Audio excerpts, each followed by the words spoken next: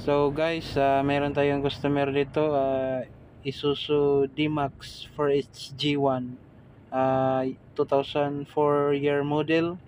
So ang problema nito guys, low power niya, so mahina yung hatak niya. So pansin nyo guys, dalawa yung pick up dito. So ito guys, ito yung unit ng bossing ko, at saka ito yung sa customer namin.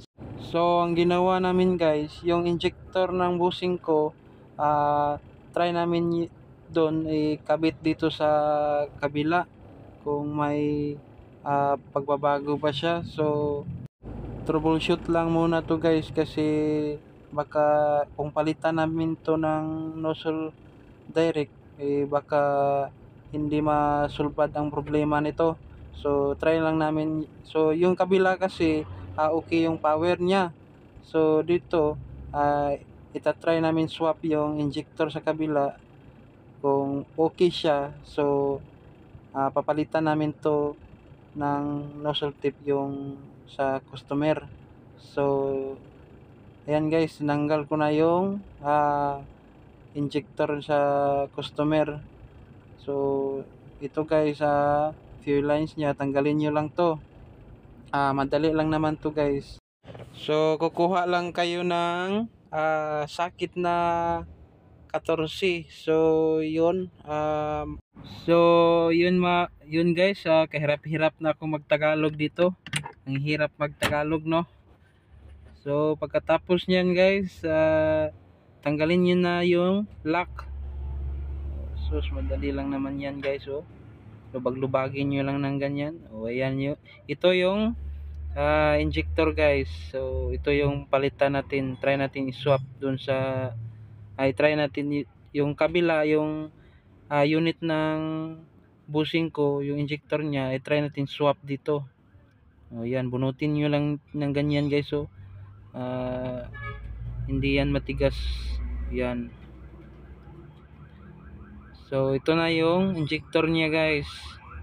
So ito, palitan to natin mamaya ng o-ring, kasi medyo wala na, matigas na yung mga o-ring niya. So ito yung injector ng uncle ko guys. So try na to ikabit doon. So ito na guys, di ko na videohan kasi medyo mahaba na yung video ko. So try namin to ipanda rin guys, kung ano yung maging resulta niya. So kung okay to guys, so yung injector niya, yung nozzle tip niya, so palitan natin yun kung okay to. So yun.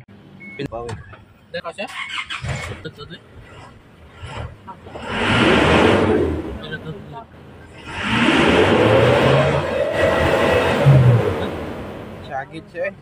Iya ha, 3 mejar ke dia ha.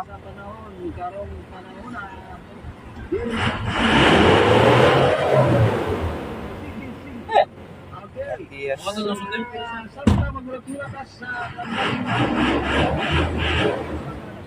So yun guys, confirm na may problema dun sa injector niya. So palitan muna namin yun ng troubleshoot. Confirm na injector ang daot. So goodbye muna. So guys, ito na yung bagong nozzle tip, pinalitan na namin, at saka yung o-ring nya pinalitan na rin.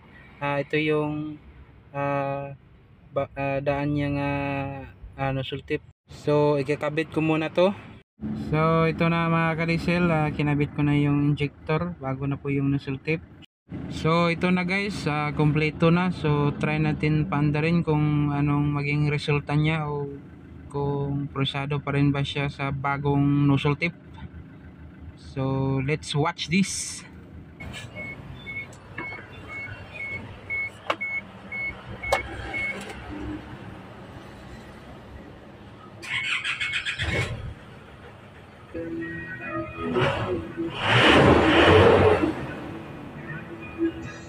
Gana kayo, direct sapat.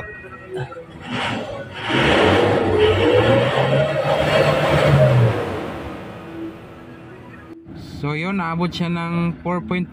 Grabe, iba talaga.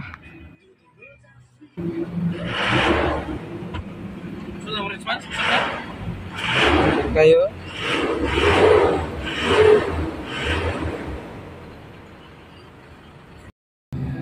aabot siya ng 4,000 RPM pero papilitan.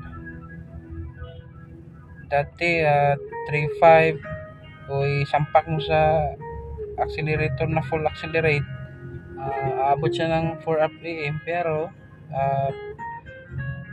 papilitan. So ito aabot siya 4,500 or 4,300 aabot na siya. Tsaka yung response niya sa acceleration, madali lang yung response niya. So ipapakita ko sa inyo.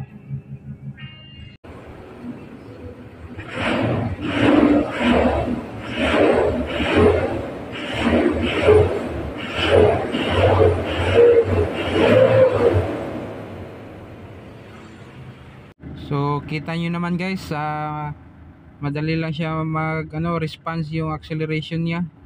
So road test muna kami guys. So tignan nyo lang kung paano mag-drive yung bossing ko.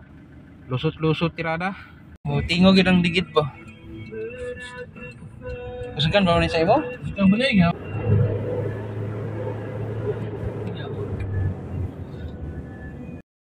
So yun lang guys, sana may natutunan kayo sa video ko. So kung yung injector maka-cause din po ng low power din.